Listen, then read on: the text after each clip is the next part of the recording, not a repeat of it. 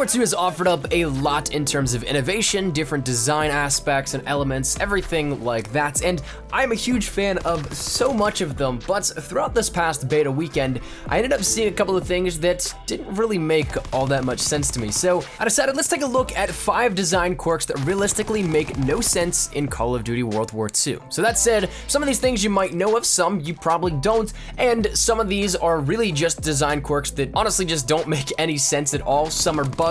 We'll see a little compilation of everything here at this. So that said, let's jump right into number 1, that dealing a little bit with the pistol of the POH. Now, if you're one of those people that ended up using the pistols a lot over this first beta weekend, you might notice that there are a few different attachments you can place on this. And of course, if you take the basic training that allows you to take 2 attachments on your secondary, that helps you out drastically a lot as well. But one of those things, in fact, was an extended magazine, which puts a round drum on the P08. Now, when you think of a round drum magazine, you think of a lot more ammo available to you as you're ending up going to shoot. Such things including wherein this World War II title, if you have the round drum on the PPSH, it brings it up from 35 shots to 52, whereas previously it would be 71. For whatever reason, though, it was decreased down to 52, but nonetheless, that's still a decent increase here in terms of replacing the standard magazine and adding in more additional rounds. But the thing that really is once again a design quirk with the PO8 and the extended magazines attachment is that you add on this massive round drum at the bottom of the PO8, which looks hilarious to begin with, and it only adds 4 additional shots. Not anything where you see a major increase in ammunition because you still have that magazine and the shots that are already chambered, but you also additionally have that entire round drum at the bottom of the magazine that adds additional reserve. So it only adds for that entire major piece only 4 more shots, which to me once again is just hilarious to look at and to think about. It's just even funnier at that. The second design quirk is a little bit more of an oddity in terms of one of the basic trainings and just basic game mechanics as is with sprint out times.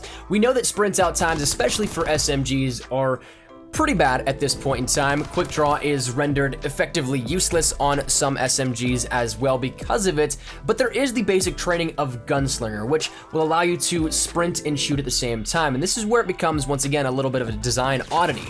We have one of those things in which the sprint out time is incredibly high, but if you end up doing one specific set, it then becomes something where it completely nullifies that sprint out time.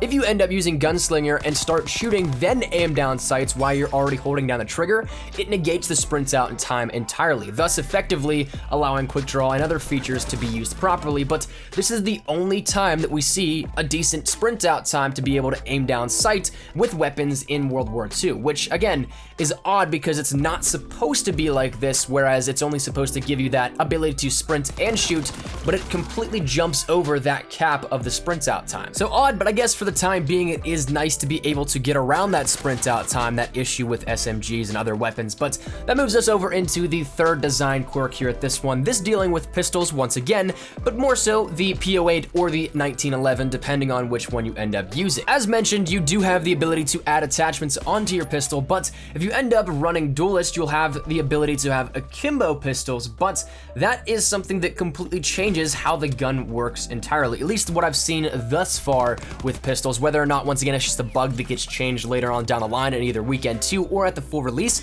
I guess we'll see. But right now there is a fire rate cap on pistols, meaning that you cannot exceed a certain rate of fire for pistols. So no matter if you have the trigger finger that rivals the speed of Usain Bolt, or if you have somebody that just is an average trigger finger, you're still gonna have the same max fire rate, which happens every so often with whatever developer decides to do with their pistols. But the weird part about this and where it becomes a weapon quirk is that if you have akimbo on, there is no fire rate cap. At least what I've seen once again, and this could potentially be a bug that is fixed within the next weekend's beta or at the full release, but for the time being there doesn't seem to be any air quote fix to this. It's just something that is once again a little bit of an oddity, something that doesn't necessarily make sense as to why this doesn't have the same cap as the other pistols do and as the standard pistols do, but it's just weird to think about. Moving over into the fourth oddity and quirk here with this is dealing with something that's been around in the Call of Duty franchise for a little bit now, but I've never really understood, and I've had it happen quite a few times in the World War II beta already to me, but this deals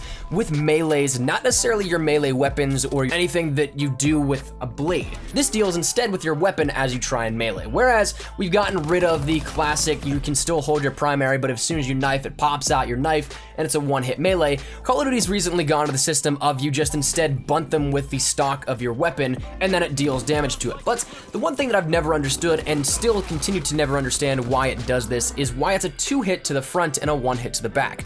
Theoretically, that is the same amount of pressure applied, and while you stun the player first in the front, you still end up delivering that kill shot blow from behind. To me, this sort of thing never really made sense, and it was once again resurrected in my mind, as it's happened quite a few times within World War II to me. So that to me is just a little bit of something that I guess has been there and doesn't really have any plans on changing, but to me just doesn't really make all that much sense. Now, the final thing that I want to talk about here in terms of quirks within World War II is a little bit of some strafing discrepancies. Now, this is either a bug or something that deals with the stamina of your character overall, and something that really, if that's the case, again, it doesn't make all that much sense to me. I guess I could understand slightly, but it doesn't really seem all that realistic and all that practical. Now, this is something where if you end up strafing back and forth, you'll end up potentially noticing that at some points in times, your player will drop their strafe speed down to about half of what they start out as, whereas it's almost something like you're just casually walking back and forth. Instead, at a certain point and seemingly randomly, it'll feel like you're only moving your stick halfway over instead of fully holding it down to strafe. Now, once again, whether or not this is a bug, something that happens and takes over where stamina runs out, I'm not entirely sure, but it does leave some situations to be disadvantageous to players. So that said, maybe this gets fixed, maybe it doesn't. That's gonna wrap up our 5 little design quirks in Call of Duty World War II that realistically don't make all that much sense. But that said, hopefully you guys enjoyed. Let me know your thoughts down there in the comment section down below. Did you find any of these where you came across them in game and you wonder the same thing? Or do all of these make sense? Do some of them make sense to you? Do none of them make sense? Whatever it may be, let me know down there in the comment section down below. Also, if you guys have some quirks that you found that don't make much sense, let me know in the comments as well. We'll maybe do some follow-up stuff here with this too. But that said, hopefully you guys enjoyed, and if you guys did, make sure you drop a like down below. And of course, if you guys are new to the channel, make sure you guys subscribe to stay up to date with everything we have here regarding Call of Duty World War II. We're gonna be killing it, moving through into Weekend 2 and the full release of World War II. So if any of that stuff interests you, make sure you stick it right here up on the channel. And finally, if you guys want to follow me over on Twitter, that is the best place to get connected outside of YouTube. Practically live on Twitter. So if you guys want to strike up a conversation, ask me a question, whatever it may be, link is down there in the description below. But all that said and out of the way, hope you guys have a fantastic day. Thanks so much for watching. Mine has been Espresso. I'll see you guys later. Take care and peace.